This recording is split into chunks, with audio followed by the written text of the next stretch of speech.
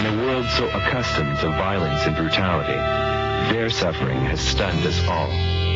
These are the people of Bosnia-Herzegovina, the victims of the most vicious campaign of mass murder in Europe since Nazi Germany. A little less than a year ago, the people of Bosnia dreamt of creating the freest and most tolerant state in all of Europe. Today, the evils of ethnic cleansing have turned them into some of the most helpless people on earth. What the world sees are the dead and the dying. Confusion near the rope barricades is getting worse, and hundreds of car sevaks threaten the police cordon. Movement into the masjid, and I could see the car sevaks make their way straight to the top with no resistance at all from the security forces.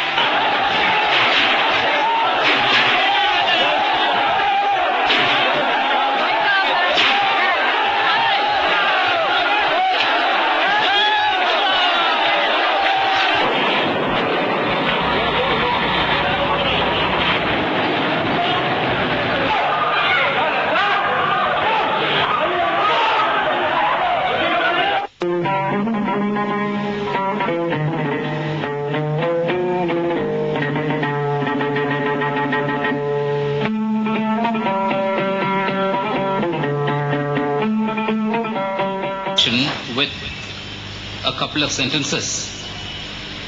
In spite of the impressive gains made in science and technology, it's a pity that like cancer which is not detected, religious fundamentalism is also spreading fast and dangerously.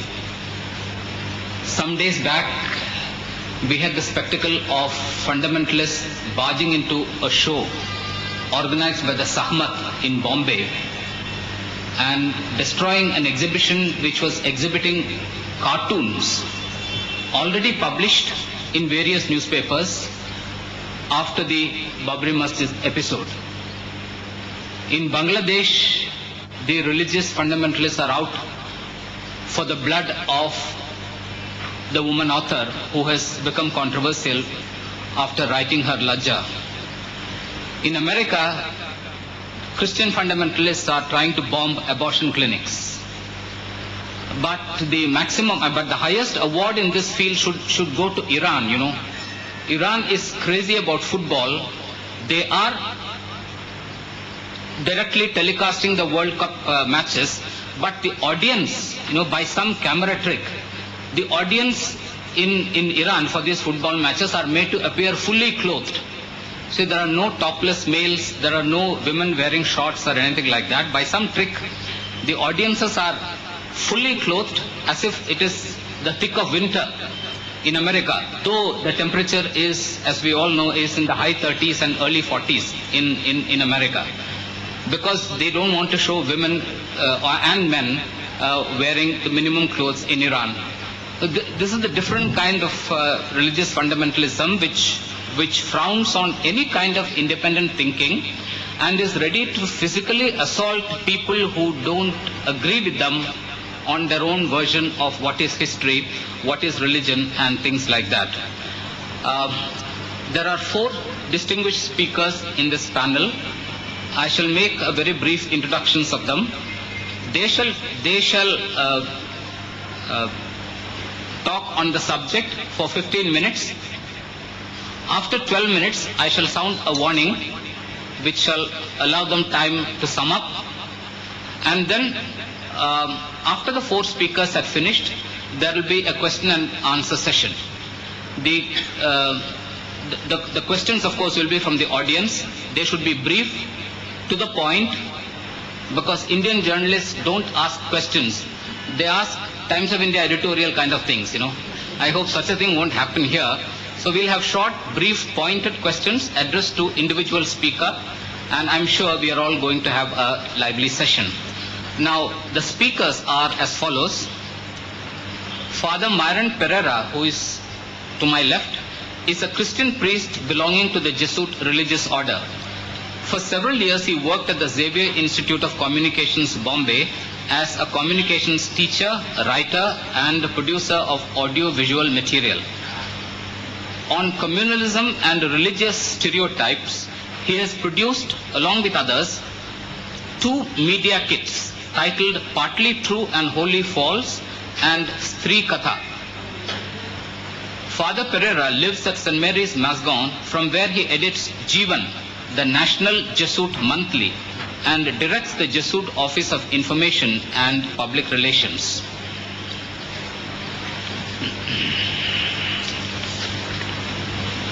We also have Dr. Vasudev Vyas, visiting professor of Hindi and Ayurveda for over 40 years at the Podar College, Bombay. Dr. Vyas is a Vaid by profession, and he has made a deep study of the subject under discussion.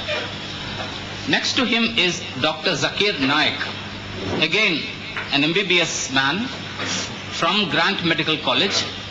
He is the Secretary General of an institution called Islamic Research Foundation.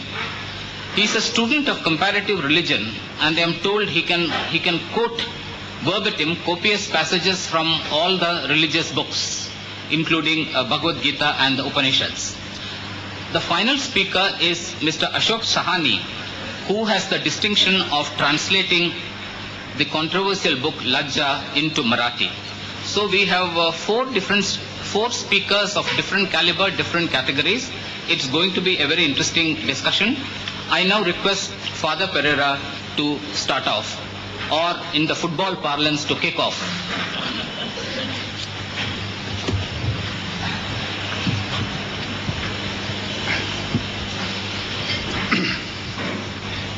Thank you, Mr. Gangadhar. Dear friends,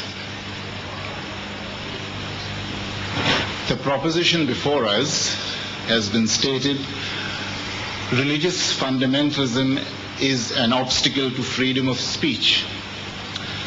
Put in these terms, one can answer quite simply and quite quickly, yes. And after that, there is no more discussion.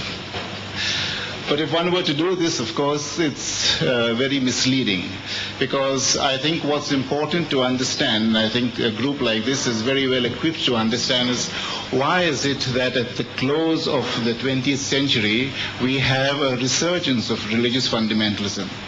Just when we thought that it should be an age of science and technological progress and, well, in every sense of the word, how is it that religion has come back again to the fore, to the headlines of today's papers, and even more, an aspect of religion which we thought had already died decades ago, religious fundamentalism?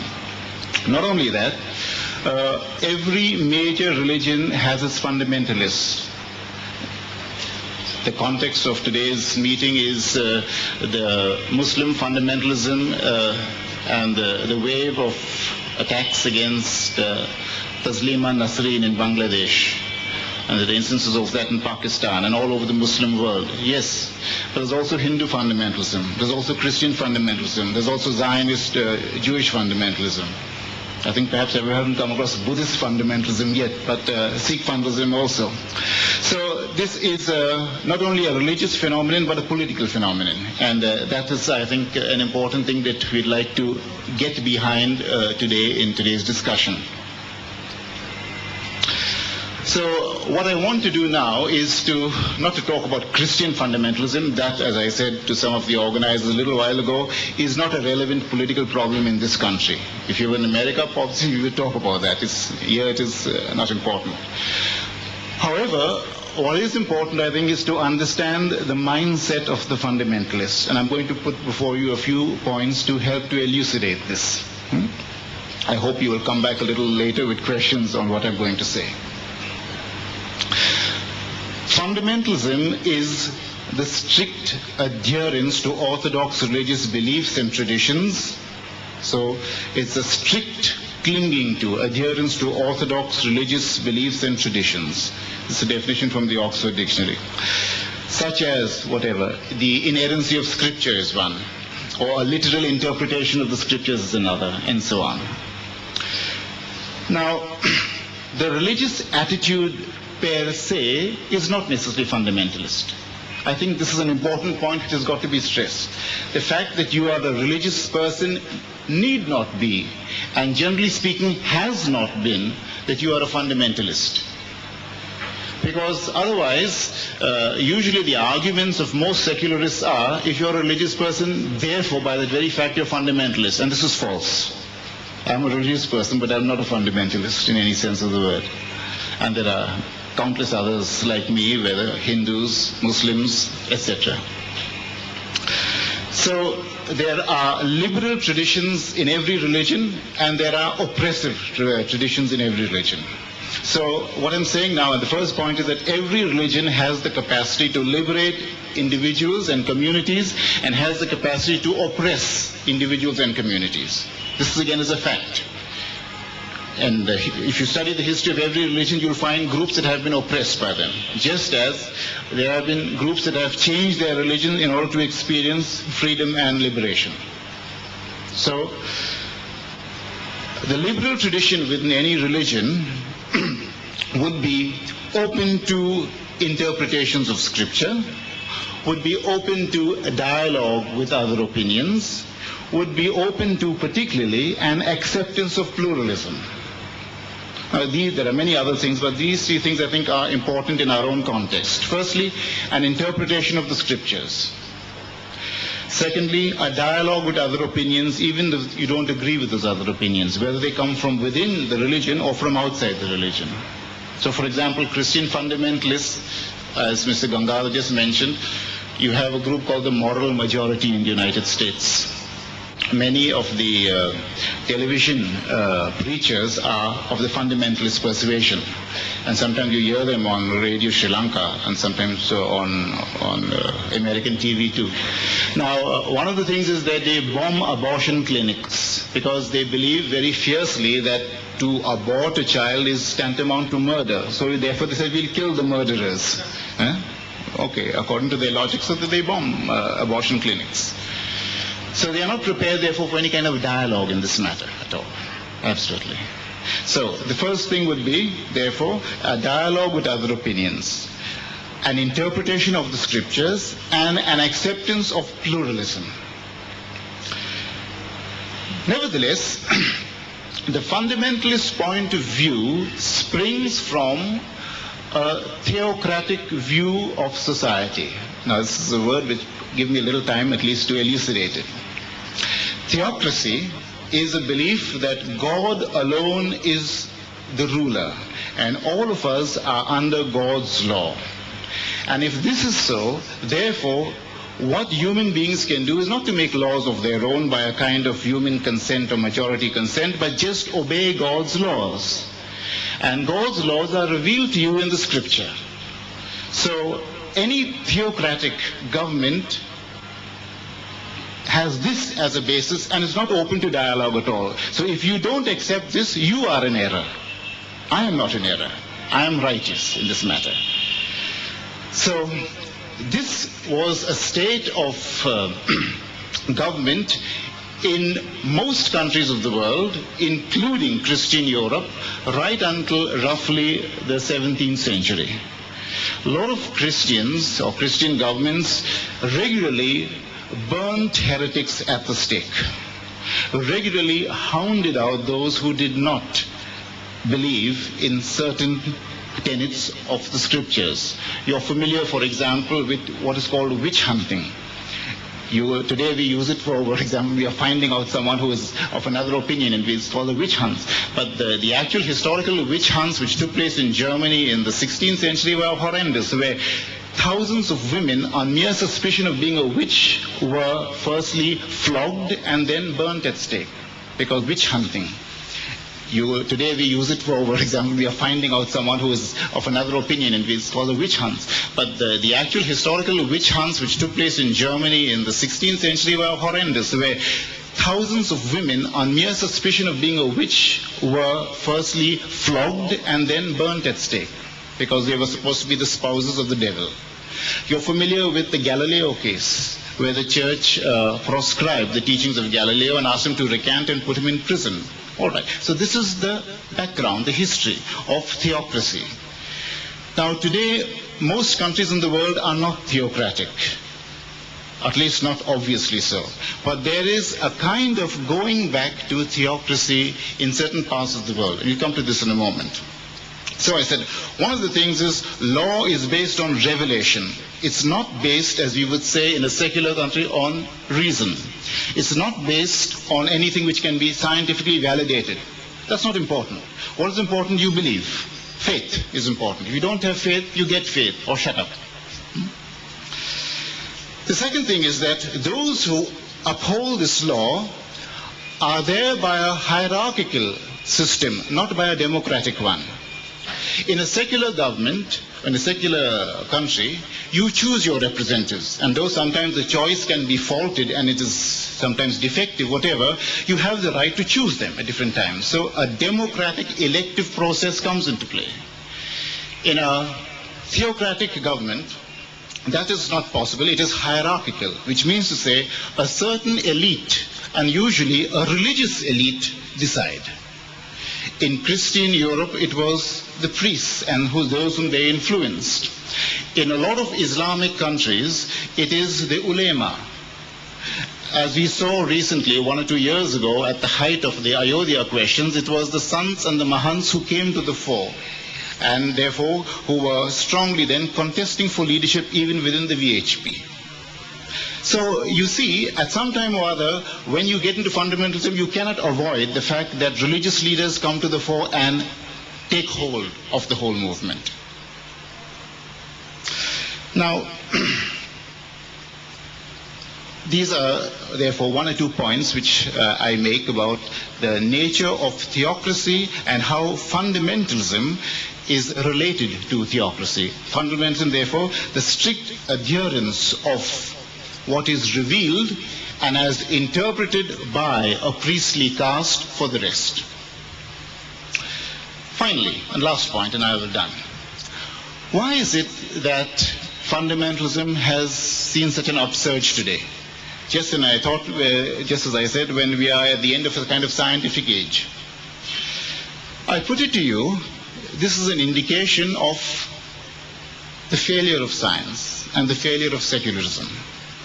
The fact that in so many third world democratic countries, these governments are slothful and corrupt. In other words, they have not succeeded in bringing about a just and an equitable society. In other words, secularists have entirely discounted religion and have, as it were, thrown it out of the window. And in parts of the secular world, like in the Marxist countries, the communist countries, the Eastern Bloc, it was even forbidden to be a religious practitioner. You could be put to death, and you certainly were a discriminated group in society. So this has been one reason why what you throw out and you try to proscribe comes back again through the back door. Also, we must remember that for thousands, especially in the Islamic world, the experience of the West has been one of oppression. I was remarking some years ago when the Rushdie crisis had just erupted. I was telling M.V. Kamath, you're talking about it, I said, we had absolutely no idea how much this kind of Western liberalism, as it were, symbolized by Salman Rushdie, how much that is hated by the average Muslim. This is something which Salman Rushdie, in his own pride and arrogance, utterly discounted. Now, I think this is something to be taken into account, that the experience of millions of people in the third world, whether they are Islamic countries or whether they are Buddhist countries, whether they are Hindu countries, when they look at the West, which they call the Christian West, which is not the Christian West, but is the post-Christian West, because it is already secular and atheistic, they've got nothing but hatred for that. But this also is a reason why thousands of religious leaders say there's nothing that you can hope for from that kind of civilization. Their children are on drugs. They've got no future at all. Rather, come back to your own roots, come back to Islam, come back to Hinduism, come back to Christianity, come back to the Bible. This is one of the...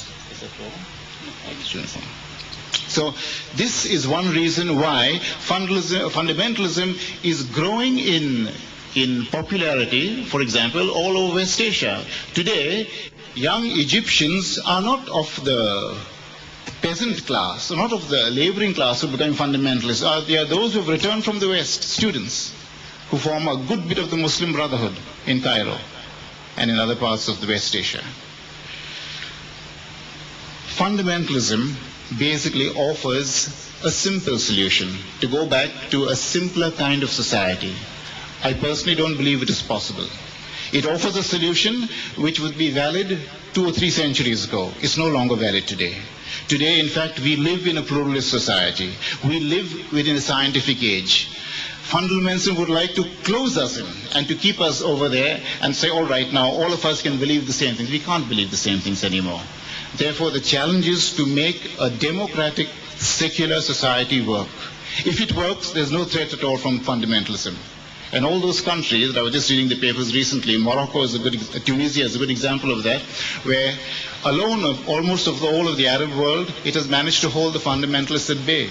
Because Bourguiba, when he came into power, spent 25% of the budget on education. And that is one reason why, although the fundamentalist parties are there always agitating for power, the Democratic Party still holds.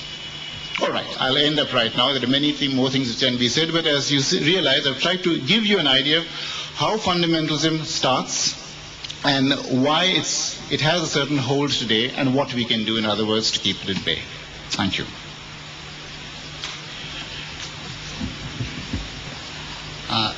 Thank you, Dr. Pereira. The next speaker is Dr. Vasudev Vyas.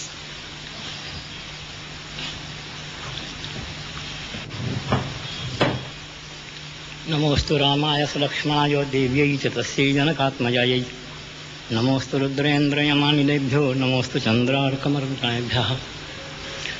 अध्यक्ष महोदय, मेरे साथी वक्ताओं, देवी और सज्जनों, विषय अपने आप में बड़ा जटिल है और मैं समझता हूँ इसको मूल रूप में समझ लेना आवश्यक है। जहाँ तक मूल प्रश्न है आज के विचार का कि क्या धर्म अभिव्यक्ति के स्वातंत्र्य में बाधक है, इसका उत्तर मैं निषेध के रूप में दूंगा कि वह बाधक नहीं है। लेकिन उसके बाद मेरे पूर्व वक्ता, वैसे मैं चाहता था कि मैं अन्य वक्ताओं के भी बाद में बोलता, लेकिन अध्यक्ष महोदय ने जो क्रम रखा मुझे स्वीकार है। बाद में हम लोग कुछ डिस्कशन और करेंगे ही। मेरे पूर्व वक्ता ने जिस रूप में बात रखी, मैं क्षमा चाहूँगा, मैं उससे सहमत नहीं हूँ। मैं सनातन वैदिक धर्म का प्रतिनिधित्व यहाँ कर रहा हूँ।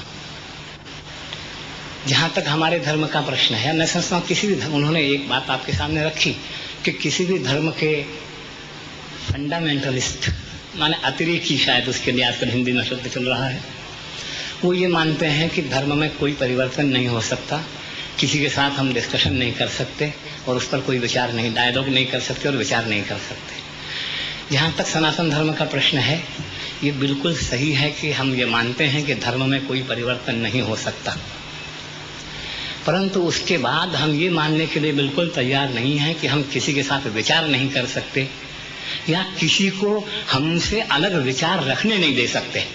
2 बातों पर ध्यान दीजिएगा। मैं जहाँ तक समझता हूँ, सारी समस्याएं तब से उत्पन्न हुई जब से कुछ नवीन धर्म वालों ने प्राचीन धर्म वालों को कन्वर्ट करके, परिवर्तित करके अपनी संख्या बढ़ाने का प्रयत्न शुरू किया। जब तक ये प्रयत्न नहीं होते थे, तब तक इस प्रकार की समस्याएं कभी उपस्थित नहीं हुई थी। आप देखेंगे जितने प्राचीन धर्म हैं, खासकर जैसे सनातन धर्म, वो किसी अन्य को अपने में कभी लेने का प्रयत्न नहीं करता। हम लोग कन्वर्शन के दोनों प्रकार से विरोधी हैं। किसी हिंदू को यदि कोई मुसलमान या ईसाई बनाना चाहे तो भी हमें कष्ट होता है, पर किसी मुसलमान या ईसाई को कोई हिंदू बनाना चाहे तो उसे भी हम गलत समझते हैं। और हम गलत समझते हैं माने ये हमारा वैयक्तिक विचार नहीं है। मैं एक बात और स्पष्ट कर देना चाहता हूँ कि हम लोगों का सिद्धांत ये है कि हमारा अपना कोई विचार नहीं है। जो शास्त्रों का विचार है वो हमारा विचार है। शास्त्रों को समझने में हमारी कहीं भूल हो रही हो तो उसे सुधारने के लिए हम किसी भी क्षण तैयार हैं। और सच तो ये है कि हमारे यहाँ शास्त्रों की परंपरा ये रही है कि विरोधी पक्ष को हमेशा हमने आमंत्रित किया है, उनकी ओर से पहले विचार किया है। हमारे यहाँ पूर्व पक्ष और उत्तर पक्ष की एक प्रक्रिया है। मैंने जानबूझकर हिंदी को इसलिए चुना कि बहुत से ऐसी संज्ञाएं आएंगी, ऐसे शब्द आएंगे, ऐसे टेक्निकल टर्म्स आएंगी कि जिनका अंग्रेजी अनुवाद मैं समझता हूँ संभव नहीं है। बहुत से विद्वानों ने प्रयास किया है, लेकिन इन संस्कृत शब्दों का बिल्कुल सही अनुवाद मैं समझता हूं कि आज की भाषाओं में हो नहीं सकता। उसके निकट आप जा सकते हैं, पर एकदम सही अनुवाद नहीं हो सकता, क्योंकि शब्द का अर्थ केवल शब्दकोश में जो मिलता है, केवल डिक्शनरी मीनिंग शब्द का अर्थ नहीं होता। उस शब्द के साथ उसकी बहुत सी छायाएं, उसके बहुत से अर्थाभास जो साथ में लग जाते हैं, उन्हें मिलाकर शब्द का अर्थ होता है। सच ये है कि धर्म शब्द का सही अर्थ रिलीजन शब्द नहीं देता, पर हमें व्यवहार करना पड़ रहा है। तो मैं ये कह रहा था कि सनातन धर्म की ये परंपरा रही है कि हम पहले पूर्व पक्ष और फिर उत्तर पक्ष लेते हैं। शंकराचार्य ने जहाँ नास्तिकवाद का समर्थन करना शुरू किया है, वहाँ इतना जबरदस्त समर्थन किया है कि उनके बाद के बहुत से नास्तिक आचार्यों ने ये स्वीकार किया है कि हमारे नास्तिक आचार्यों ने भी हमारे पक्ष का इतना प्रबल समर्थन नहीं किया जितना शंकराचार्य ने किया है। क्योंकि हम ये मानते हैं कि पूर्व पक्ष जितना बलवान होगा, हमारा उत्तर पक्ष उतना ही बलवान होगा। यदि पूर्व पक्ष दुर्बल होगा, कमजोर होगा, तो उत्तर पक्ष भी कमजोर रहेगा। इसलिए पूर्व पक्ष बहुत अच्छा बने, ये हमारा प्रयत्न रहता है। उसके बाद हम उसका उत्तर देना चाहते हैं। इसलिए हम अपने धर्म के भीतर या धर्म के बाहर और किसी से वार्तालाप करने के लिए तैयार नहीं है, ये तो प्रश्न ही नहीं उठता। तीसरी बात यह है, जो वास्तव में पहली बात है, कि क्या धर्म में परिवर्तन किया जा सकता है। हमारा उत्तर यह है कि धर्म में परिवर्तन नहीं किया जा सकता, क्योंकि जितने भी धर्म हैं, जहाँ तक मैं जानता हूँ, सब ये मानते हैं कि धर्म के आचरण का फल परलोक में मिलता है। इस लोक में हमें जो सुख या दुख मिल रहा है, वो इस लोक के किए हुए कर्मों का ही फल है, ऐसा नहीं है। अधिकांश रूप में जिसे हम प्रारब्ध कहते हैं, दैव कहते हैं, अदृष्ट कहते हैं, पूर्व जन्म के कर्मों का फल हमें इस जन्म में भोगना पड़ता है, और इस जन्म में किए हुए अधिकांश पुण्य और पाप का फल हमें परलोक में मिलता है।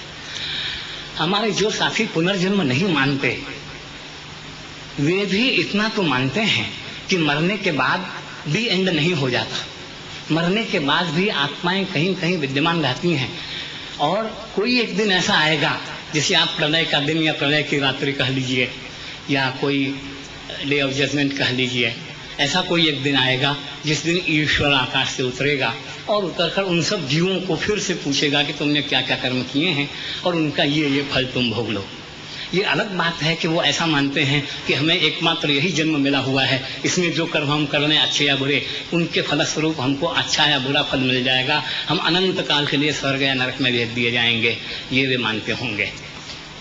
हम ऐसा नहीं मानते, अनेक जन्म मानते हैं। पर एक बात सब में समान है, वो ये कि जो कर्म हम यहाँ कर रहे हैं, उनका जो फल हमें यहाँ मिल गया, वो अंतिम फल नहीं है। उसके बाद भी कोई फल और मिलना बाकी है।